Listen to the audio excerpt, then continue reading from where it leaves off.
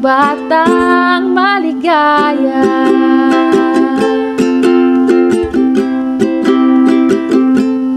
Tayo'y magbasa, magsulat, magbilang, 1, 2, 3, maglaro at magkulay, berde, pula, asul. Tutulungan kita, mahirap man sa simula, basta't may sipag at tiyaga, ikaw ay isang batang maligaya.